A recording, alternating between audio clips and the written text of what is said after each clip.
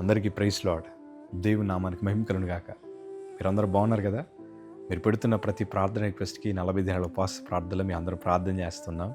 దేవుడు ఉన్నతమైన జవాబులు ప్రభు దయచేసి మీ అందరికీ ప్రభు విజయాలు సమకూర్చుదురుగాక. ఆమేన్. ఈరోజు ఒక ప్రాముఖ్యమైన విషయాన్ని మీతో పంచుకుంటాను. ప్రతి మనిషి జీవితంలో శోధన అనేది ఖచ్చితంగా వస్తుంది. ప్రతి మనిషి జీవితంలో ఇరుకు ఇబ్బందులు అనేవి ఖచ్చితంగా వస్తాయి. కొన్నిసార్లు బలమైన ఓటములు మనం రుచి చూడాల్సి వస్తుంది. బలమైన పరిస్థితులు, ఎన్నో ఒత్తిడులు మనం అనుభవించాల్సి వస్తుంది. కానీ ఒకటి, అవి మనకి శాశ్వతం ఉండవు. ఎందుకంటే బలమిచ్చు దేవుడు మనకున్నారు, శక్తినిచ్చు దేవుడు మనకున్నారు. కాకపోతే ఆ విషయాన్ని మనం మర్చిపోయి ఏదో సాధిద్దామని, ఏదో ప్రయత్నాలు చేద్దామని మనంతట మనం ప్రయత్నాలు చేసి ఎన్నోసార్లు ఓడిపోయాం. ఇప్పుడు ఇంకా ఖాళీ చేతులతో మనం అలా ఒంటరిగా మిగిలిపోయాం. ఎందుకు మన బలం మీద ఆధారపడ్డాం? మన బలం అంత గొప్పది అనుకుంటున్నామా? మన శక్తి అంత గొప్పది అనుకుంటున్నామా? కాదయ్యా. మంచి భోగభాగ్యాలు కలిగిన వారు కూడా శోధనను జయించలేక, ఆస్తిపరులు కూడా సమస్యను జయించలేక తమ ప్రాణాలు తాము తీసేసుకున్నారు. కానీ బలహీనులతో ప్రభు మాట్లాడితే ఎట్లా అంటున్నారు? దేవుని వాక్యంలో ద్వితీయోపదేశకాండము 20 అధ్యాయము 1వ మాట మనం చదవగలిగితే, నీవు నీ శత్రులతో యుద్ధమునకు పోయి గుర్రములను రథములను మీకంటే విస్తారమైన జనమును చూచినప్పుడు వారికి భయపడవద్దు. ఐగుప్తు దేశంలో నుండి నిన్ను రప్పించిన నీ దేవుడైన యెహోవా నీకు తోడైయుండును.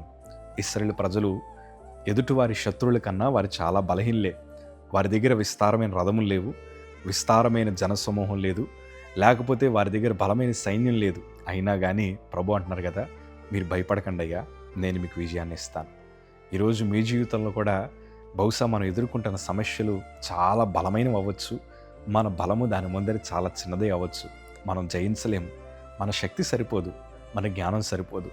కానీ దేవుడు సహాయం చేస్తానంటున్నారయ్యా. ఈరోజు నీకు నాకు ఆయన సహాయం చేయబోతున్నారు. ధైర్యంగా అడుగులు ముందుకేద్దాం. భయపడద్దు. భయపడితే మనం దేవుని మహిమను చూడలేం. భయపడితే మనం దేవుని కార్యాలు అనుభవించలేం. ఇశ్రాయేలు ప్రజల్ని ప్రభు అట్లనే ధైర్యపరుస్తూ అంటున్నాడు కదా, మీరు ముందరకు వెళ్ళండి, మీకు విజయాన్ని ఇచ్చే దేవుడు నేను, మీ శత్రువుల ముందర విజయాన్ని ఇచ్చే దేవుడు నేనని ప్రభు వారిని బలపరుస్తున్నట్లే ఈరోజు నేను అంటాను, మన శోధనలన్నింటినీ జయించడానికి ప్రభు మనకి బలాన్ని ఇస్తున్నారు. మన సమస్యలన్నింటినీ జయించడానికి ప్రభు మనకి ధైర్యాన్ని ఇస్తున్నారు.